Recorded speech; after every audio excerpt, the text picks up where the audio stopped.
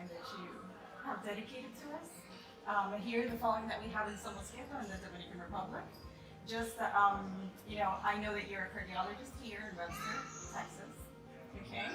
Just to learn a little bit of how do you start in keto and how do you start incorporating in the cardiology? So first of all, I'm honored to talk to you, and I'm so happy to see that you made the trip from Dominican Republic, and I am honored that you stopped me to talk to me. Thank you for taking the time. So I am a heart doctor, an interventional cardiologist. I put stents in people, and I have done that for 29 years. And I used to be very dejected about treating them in the office. I would fix them in the heart cath lab, I would put stents in them and take care of them. But for the first 23 years that I was a cardiologist, I didn't want to see them in the office. Because everything that I did out there, I felt was not something that made a difference. It was not curing people. The diet, the low-fat diet was not helping. People were still gaining weight. I didn't think that medicines really had any impact. I never really truly cared for cholesterol reducing medicines. Blood pressure medicines didn't seem to work. So out of personal experience, I came onto the low carb diet for myself. I'm a cyclist and I belong to a cycling team. I'm a team doctor. And right now I'm about 145, 150 pounds. But back in 2012 and 13, I was about 185 pounds. You use kilograms in pounds, okay, so that would be okay. Yes, it will. So I needed to lose, to stay with my cycling team while they cycled. I needed to lose about 25 pounds, and I could never do it on the standard American diet. Even if I starved myself, it would go down and it would come right back up. And that's when I got keto information, because Chris Froome is a cyclist who went to the France and he did keto in about 2012-13. So I did that, and I found that when I looked into the science as to how much it made sense, and in the first 6 months I easily lost the 30 plus pounds that I had. Wow. Without really having to struggle. And how long did it take you? Oh, 6 months. 6 months. 6 months, and I was 185 and I got down to 150 very easily in the first 6 months. And I didn't seem to feel like I was hungry, that I was starving myself. Because basically my biochemistry changed. Changed in such a way that I didn't have the hunger signals. I didn't have the lack of satiety signals. I didn't have the cravings. So actually you came into keto because you actually started it yourself. It You was a actually personal lived it. transformation. Yes. Some of the doctors are not willing to do that. Many No. doctors are not willing to do that. Right. I was always a skeptic of chronic medical care. I didn't think that it worked. So I didn't really like to do that. But when I saw a personal transformation, I said, why should I not try it in my patients? So ever since the last 6 years, I've been promoting this lifestyle in my patients. I've seen 90-year-olds who have lost 50 to 70 pounds, who have stopped using their wheelchairs, their crutches, who have improved from not having to take so many diabetic and blood pressure medicines. So it's been a real good journey. And in very simple terms, what that nutrition involves is stopping to eat processed food, number one. If something comes in a package, you don't want to eat it. That's one of the things that we were talking a moment ago, because there are keto products that are supposedly clean in ingredients, but they're packed in a bag. I What would are not you trust thinking? those, because I would go for real food. Meat, eggs, cheese, fish, shrimps, butter.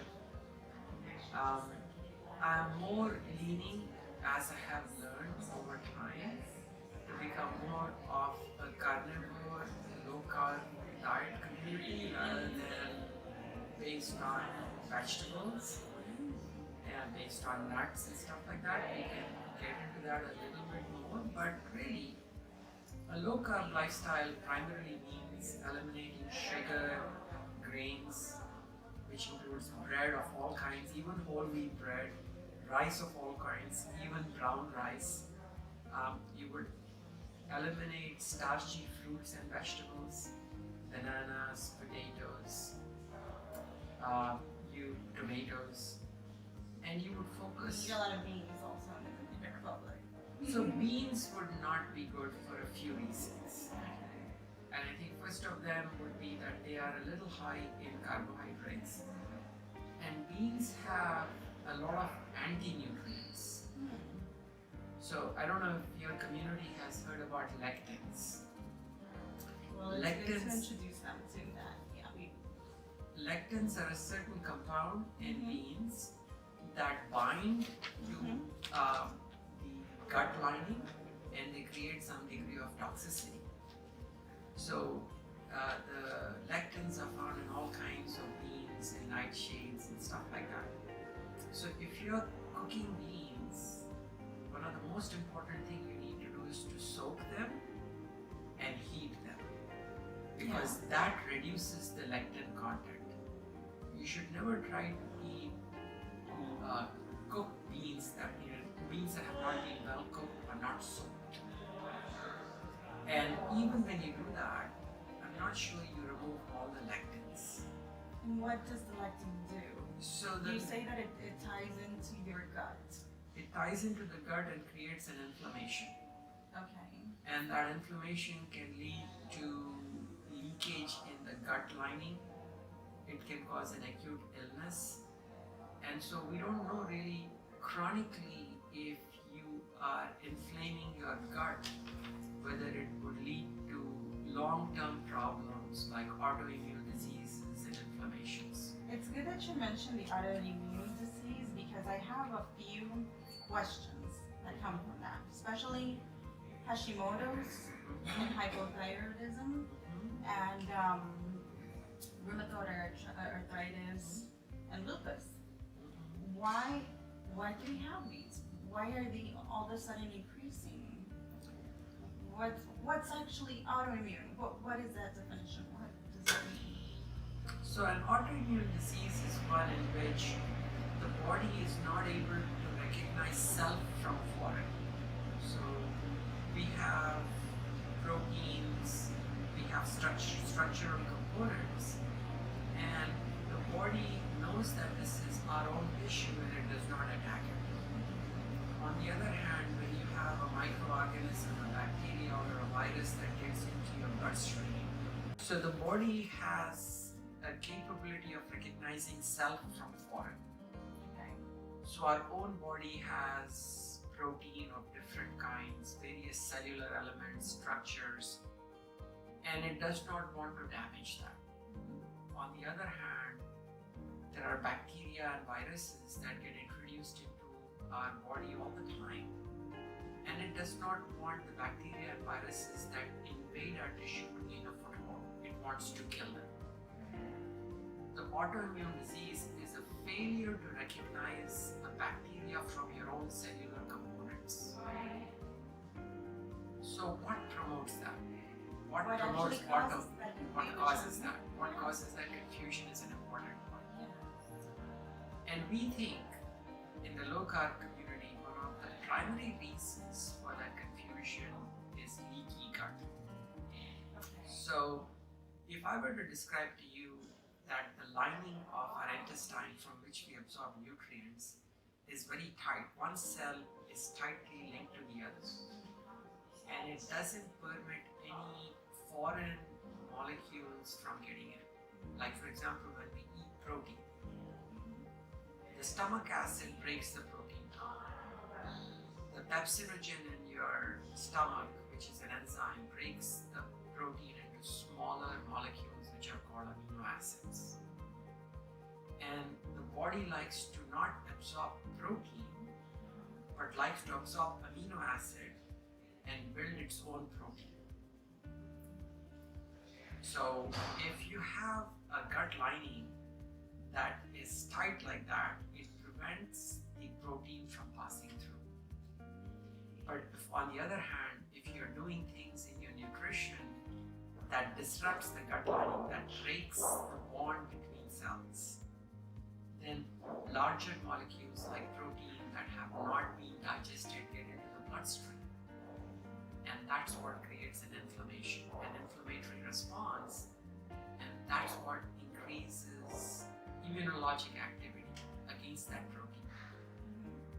And the body confuses and says, I cannot recognize what is self and what is foreign.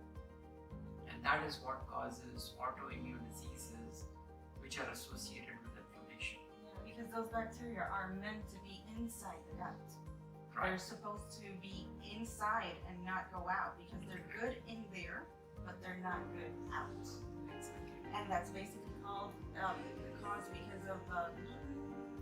So gluten could be one because it specifically affects the zonulin protein that keeps the tight junctions tight. But it is not just gluten. There are several similar molecules that are found in all kinds of plant matter, vegetables, that can do the same thing. Okay. So you would say that all vegetables can do the same thing, or only the ones that we remove from the keto diet? So, all of us are a little different. I may be a little different than somebody else. A person who has lupus, who has rheumatoid arthritis, perhaps is more susceptible to the effect of these vegetables on their gut lining. You are very healthy, and it's possible that your tolerance of vegetables is much higher, and those same vegetables would not create the leaky gut in you as it would create in somebody else. Now, that's not the only way you would get leaky gut. As a medical community, we do several things to promote a leaky gut. And one of the most important things that I want to talk about is drugs that reduce stomach acid. So, you know about Zantac, you know about PPIs, proton pump inhibitors like Prilosec, like Protonix, like Nexium. So, what they do is that when you take them, it reduces stomach acid. It's used always when you have to take antibiotics, or when you have to take also other medicines. Also used in conjunction with other medicines. Right? It can be. It's primarily used in people who complain of acid reflux. Okay. So these are acid reflux medicines. You take it and your acid levels go down so you don't feel the acid coming back into the esophagus. And those medicines will affect and will cause the leaky gut? Yes, and let me show you how. Because our stomach acid, one of the primary functions of that is to be an ecological barrier. An ecological barrier means that our food contains bacteria in it. So when you eat the food, we have an acid-base digestion.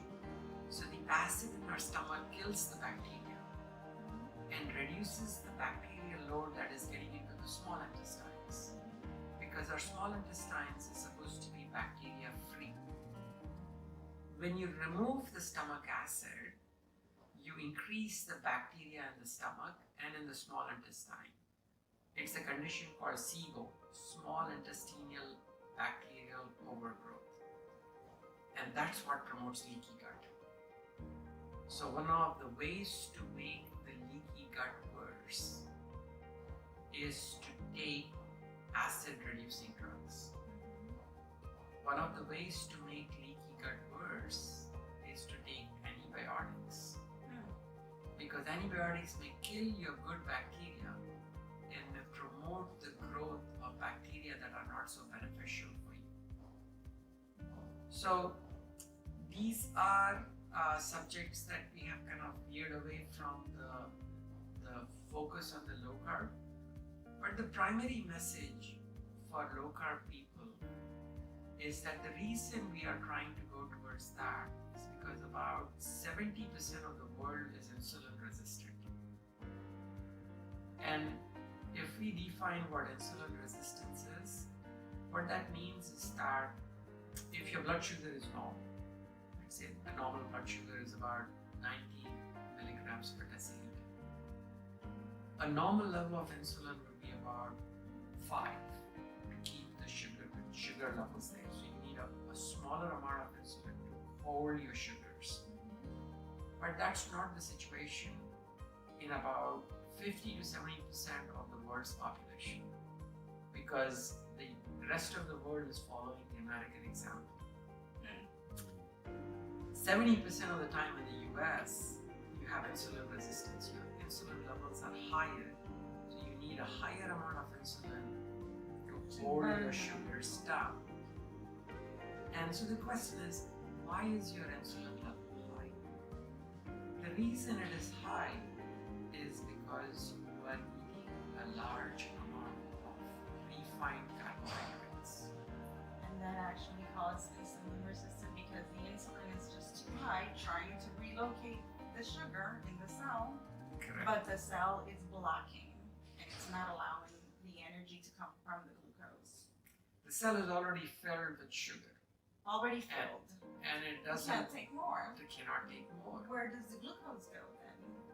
Then the glucose is either packed into the cell by a higher insulin level, or if the insulin rises and rises and rises and it still cannot pack the sugar in, you become a diabetic and your sugar levels start rising.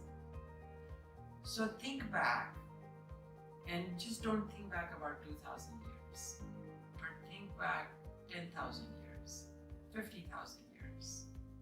Our ancestors did not have access to carbohydrates like we do. They didn't have agriculture, so they didn't grow grains. They didn't have fruits all year long. They had fruits only in summer. And the fruits that they had were not so sugary like we have. Their fruits were tart and bitter. In addition to that, our ancestors lived very differently. They were exposed to the environment, they had to move all the time, they had to be physically active. Food was not available all the time. You bring up a good point. We didn't have a refrigerator and a supermarket. So you went through periods without food. So they were a lot more insulin sensitive. And if there is one important thing that we need to point out is that the human pancreas is simply not designed to take a glucose load, a sugar load, or a carbohydrate load. Because the more carbohydrate you give it, it cannot handle it. It increases the insulin level to a certain degree, and when it can't pack the sugar in, the sugar starts rising and you become a diabetic. And what happens if it's the contrary? What happens if we have a hypoglycemic patient in which we need to have the glucose level controlled? How does that? So, many people come to me and say, I cannot follow a low carb diet because when I do a low carb diet, I become hypoglycemic. And I don't know if that is your question. But I tell them that a person who's getting hypoglycemic episodes, the low carb is the best diet for them. Because what happens is that if you are eating a lot of carbs, in order to keep the carbs down, your insulin level goes up, and the carbs level doesn't your sugar level just doesn't go to normal. It goes to subnormal because your insulin is high, kicks in high, and drops your sugar. And when you drops your sugar like that, you start feeling hungry and irritable.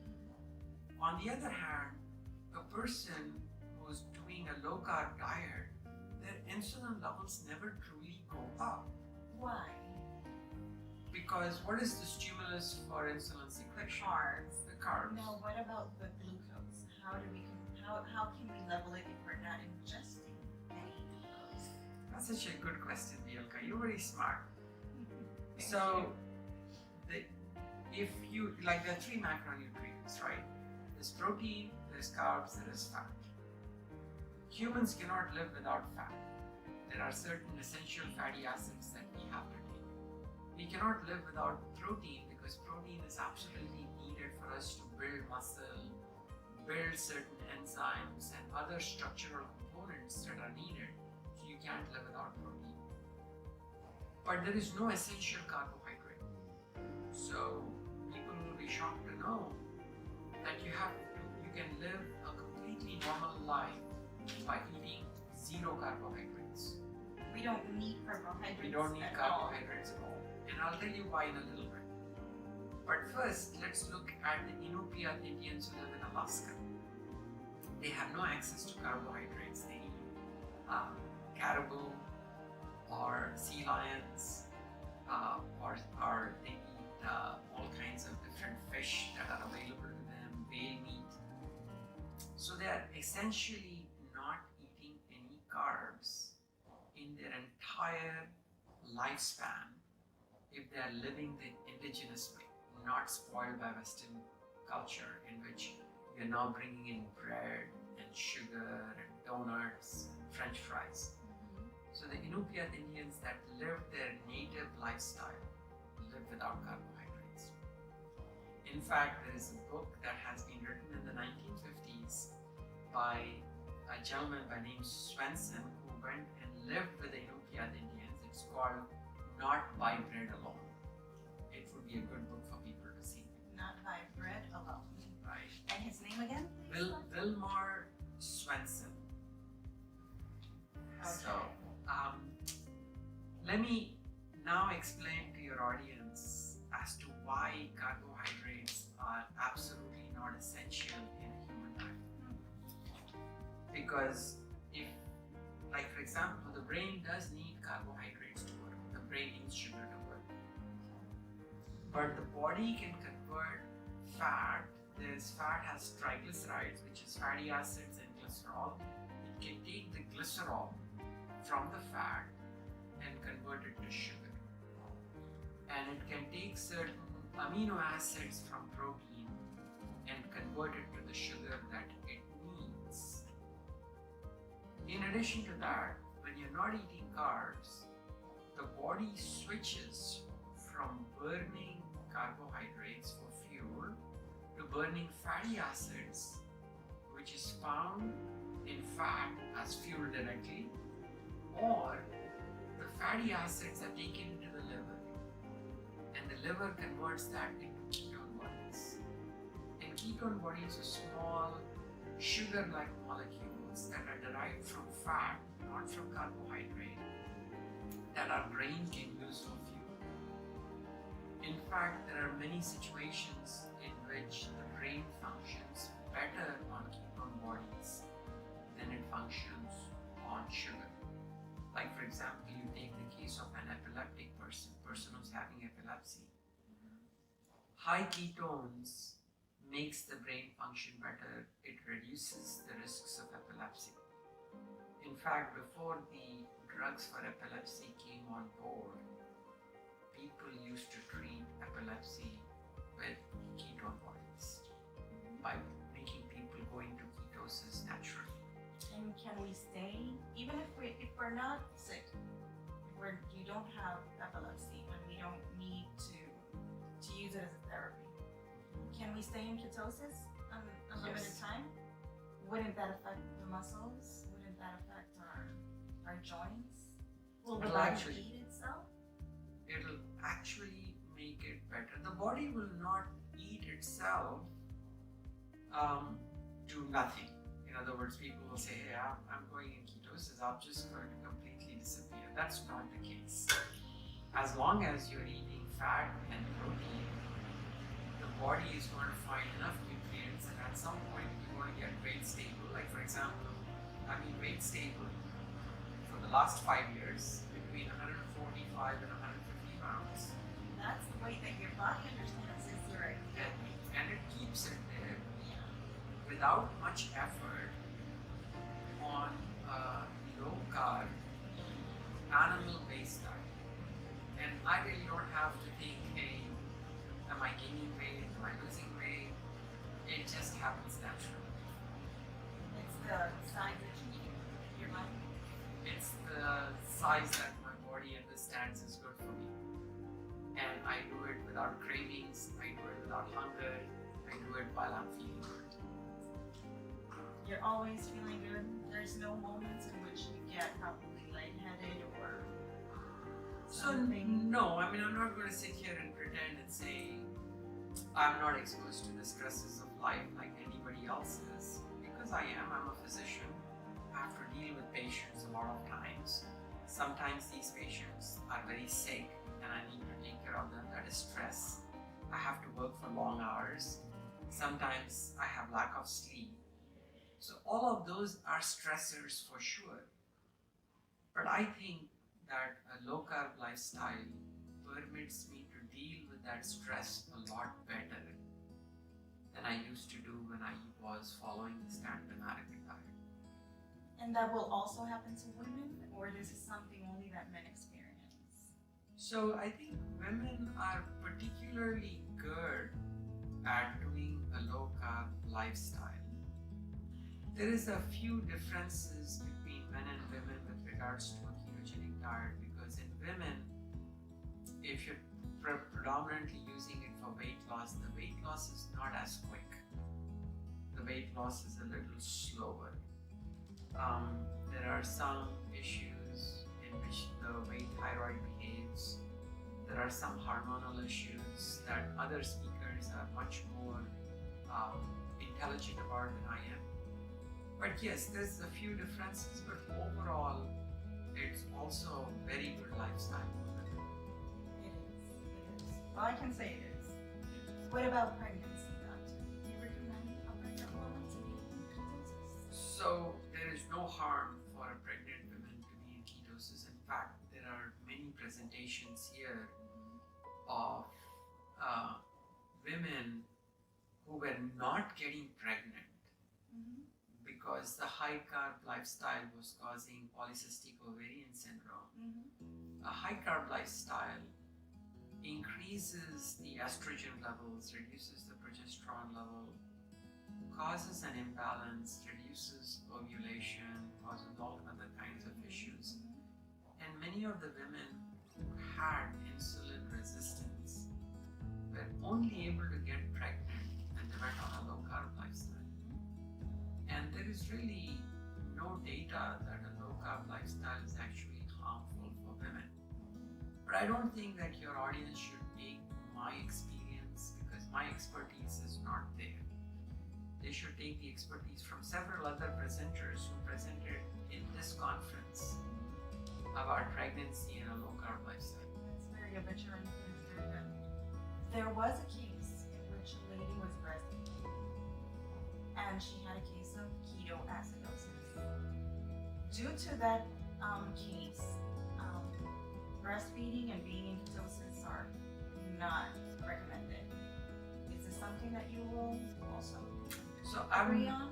I think I'd want to disagree on that. And I'm not sure why that lady went into ketosis. But usually, like for example, ketosis that you get on a low carb lifestyle is very different from diabetic ketoacidosis. So the levels of ketones that a person on a low carb lifestyle gets is somewhere from about 0.6 to a maximum that I would see of about 5 millimoles. In fact, 5 millimoles, to get to 5 millimoles of ketones. That's all day.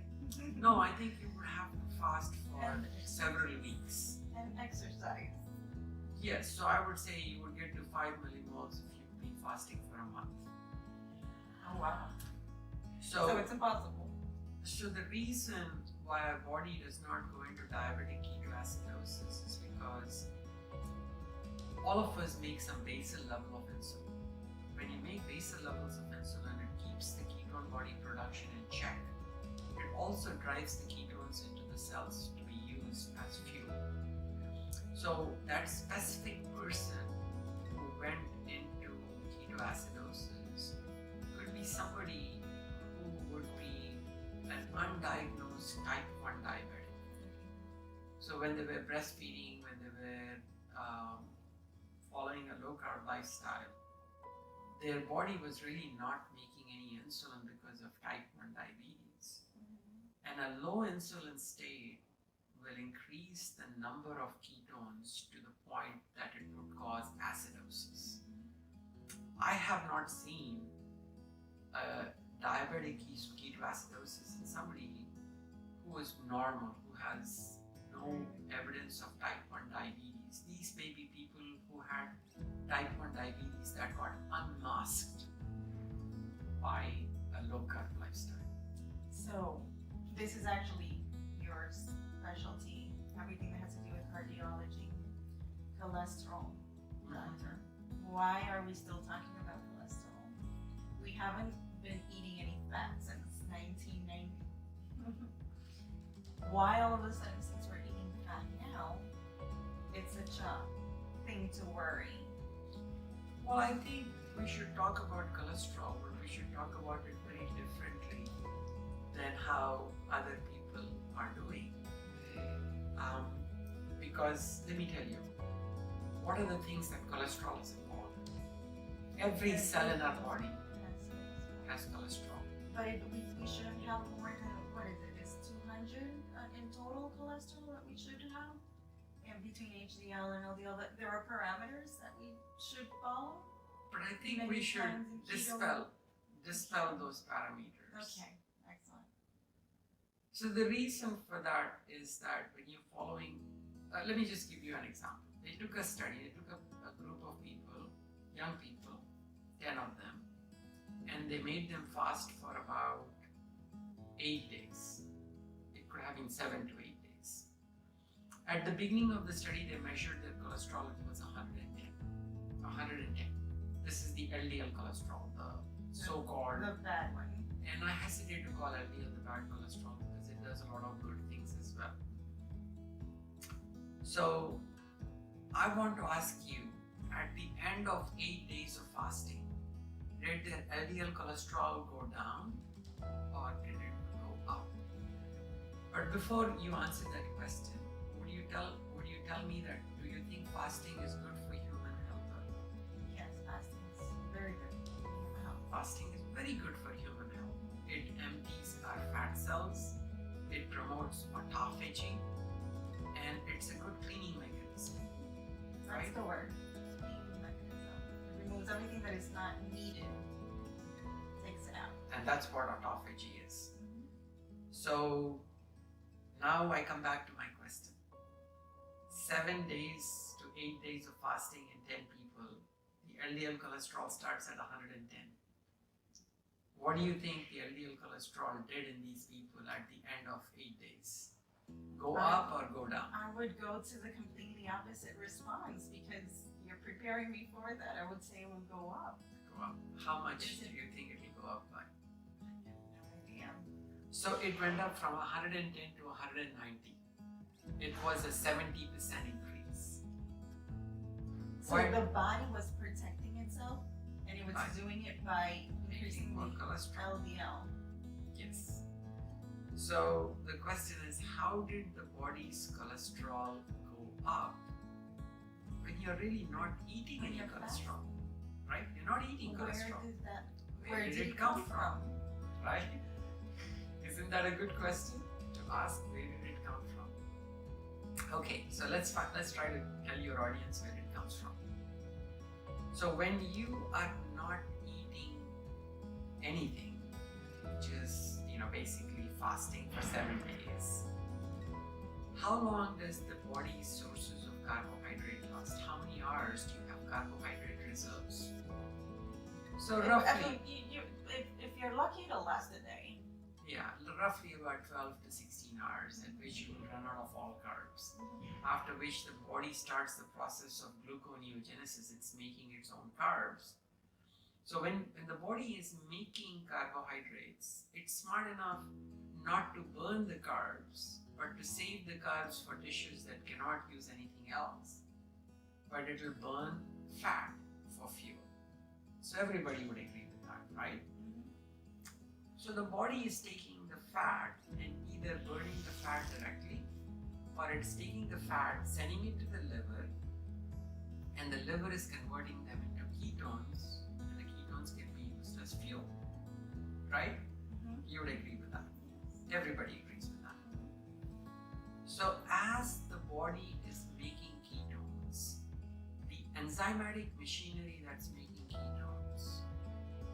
same enzymatic machinery that makes cholesterol. So this is an important point for people to understand.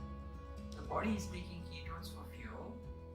So the enzymatic machinery that makes ketones, a precursor of beta-hydroxybutyrate, is the same precursor that can be diverted to make cholesterol. So by design, when you're making higher amounts of ketones, you're going to make a higher amount of cholesterol in the liver. And when the liver makes a high amount of cholesterol, what is it going to do with all that cholesterol? It's going to put it out into the bloodstream as LDL, the low density lipoprotein. And that's why the LDL cholesterol goes up in somebody who follows a low carb diet. And an extreme example of a low carb diet is fasting. Because in fasting, you're burning fat for fuel.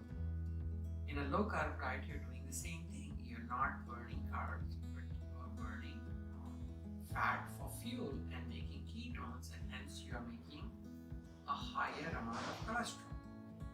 So you would see that anybody who is doing a low carb lifestyle very good, who is thin, who is physically active, these are the people that Dave Feldman calls them lean mass hyperresponders. By design, their LDL cholesterol would be higher. So it's actually not a cholesterol that is caused by eating, or at least eating fat. It is a cholesterol that the body is creating, Right. and it's creating it because it needs it. In a fasting state, you will be needing LDL cholesterol, so your liver will be creating it. So why is it called a bad cholesterol? Well, I have a bias, and I can tell you why it's called the bad cholesterol. I think it's called the bad cholesterol because the drug industry makes about $40 billion selling medicines to reduce the cholesterol. That could potentially be considered a biased viewpoint. But also you got to understand that the LDL cholesterol is highly beneficial for the human body because high levels of LDL cholesterol can reduce the risks of infections. LDL is the one molecule that supplies cholesterol to your ovaries and to your testes to make estrogens and testosterone. It provides cholesterol to your adrenal gland to convert them into the stress hormone, which is called cortisol. The LDL cholesterol is closely involved in helping repair our cells. So there are multiple beneficial effects of LDL cholesterol. The LDL cholesterol is also, the LDL molecule itself is something that carries CoQ10, which is an important part of your muscle function because it is the engine, it's the spark plug that drives the mitochondria. When you have an engine, you cannot burn fuel without a spark plug. Mm-hmm. Similarly, the mitochondria cannot convert carbohydrates and fat and proteins to energy if they didn't have CoQ10 in it. Mm-hmm. And CoQ10 is a cholesterol byproduct, and CoQ10 is also carried in the LDL molecule. So we should think of LDL not as cholesterol, but we should think of LDL as a ship because it's got a phospholipid bilayer, it's got some identifying proteins, and the cargo of that is cholesterol and triglycerides and fat-soluble vitamins and CoQ10, among other things. Because that's how the body carries these molecules in the bloodstream. So we should call it as the LDL, but perhaps not as the LDL cholesterol. Very, very interesting, very enriching, Doctor. Thank you. Your knowledge is basically very, very important. And to get this diet into, or this lifestyle as keto into the medical world is very needed. really spread the word. We need to have people like you that are into the medical world, you know, trying the diet and recommending it to its patients and seeing how it's working. Right now, we see a lot of doctors that don't even want to talk about it, don't even want to consider anything regarding cholesterol, regarding eating fat. It's like they're completely blocked, and they just don't want to find the root cause of the illness. They just want to continue with what they know about medication, adding more medication, and people just get more ill and continue going over to the doctor getting more pills. I couldn't agree with you more. So your practice is amazing, in which you can actually get to cure somebody. Is it possible to cure somebody from whatever was caused by food? I think so. I think that food is a more powerful medicine than medicine itself. That you could definitely help people with diabetes, with a lifestyle that consists of low carb, with fasting, complemented by exercise, to improve their diabetes, to improve their high blood pressure, to improve their heart disease, in addition to making them lose weight, in addition to helping them reduce inflammation, in addition to helping them with a lot of inflammatory diseases that we started out with, naming the rheumatoid arthritis and the lupus and things like that. So, no, absolutely. And I'm proud of you that you have come all the way to the US to a conference like this. Yes, I'm very excited. I love what I've learned already, and your intervention is amazing. And you're learning and you're taking it back to your community and you're spreading the message. So your work is very important.